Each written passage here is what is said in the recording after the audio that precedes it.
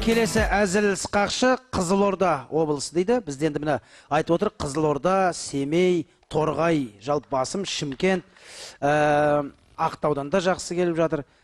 Келесі Мансұр Қанатұлы.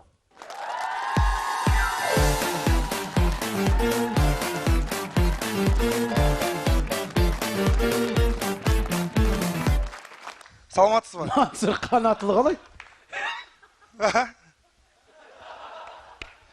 Мансұр деген... Жоқ, Қанат. Қанат, мен Мансұр балам. Енді сенің балаң атына жазылғансың ба, қалай әлде балаң? Жоқ, негізі балам қатысу керек еді ғой. Тіл шықпаған әлі. Кішкентай бала, сосын өзім арманымды, баламды әртіс қылсам деймін. Тіл шығып өскенше орында пока жұлдыз қыла берейін деймін. Атын шығара берейін деймін ғой әзірге.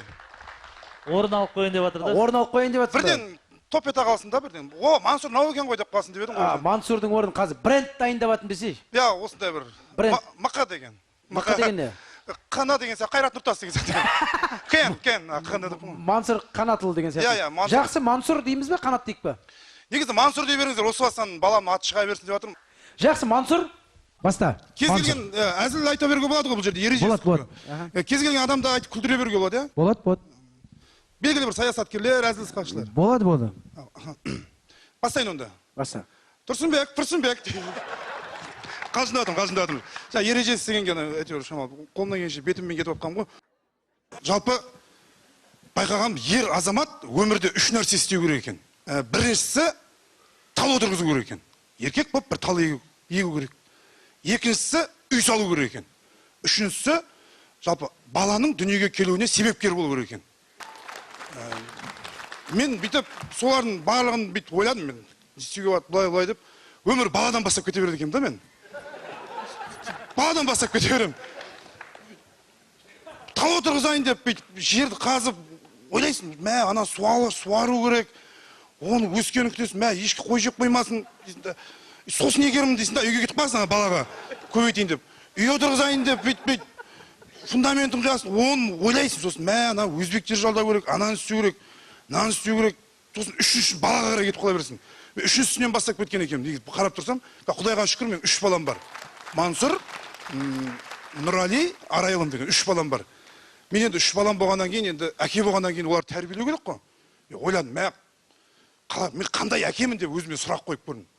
Сөйтсем мен айтайын, өте қатыгез адам екенмін. Қатыгез әке екенмін. Балаға бала деп қарамайды екенмін. Жеп отқан мороженейін алып қоямын ғой мен. Балама достар келіп тұрса шығармай қоям ғой үйден. Ол жоқ, неғып жүрсіңдер, кетіңдер деп қуып жібереді екенмін мен. Көріп отқан телевизорын сөндіріп тастайды екенмін мен. Үшім әйелім маған не істейді, соның бәрін балдарыма істейді екенмін ғой. Осымен өтіп кетуге бола ма? Қанат, бетек, жалпы Мансұрды осы өзінің артынан жолын қуып әзіл сықақшы қылайын дептісің. Құдай қаласа. Мансұрдан кейін кім? Нұрали. Нұралиді кім қыласын? Нұрали, енді ол өзінің армандары бар, айтпайды. Өзінің негізі бір армандары бар, алға мақсаты бар. Сол балам шамал тұйықтау. Адаммен көп сөйлеспейді, әлі екіде болғасын ба, білмеймін енді. Арайлымшы, Арайканы? Білмеймін, бесіктен шыққасын сөйлеспесе көрмен деді. Айттым ана, Мансұрдың тілі шықпағаннан өлкен балаң, ана екеу қошы жоқ қой.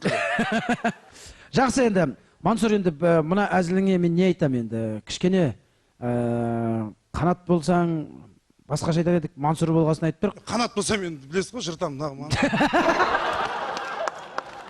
Жақсы, Мансұр, енді көреміз бағдарламаның соңында. Сенің енді әзілдеріңізді біз қазір ойлап ақылдаса отырып, келесі бағдарлама өтесің бе, өтпейсің бе, оны қазір біраздан кейін айтатын боламыз. Папаңа сәлем айт. Жақсы, Мансұр. Келесі жалғастыратын бізде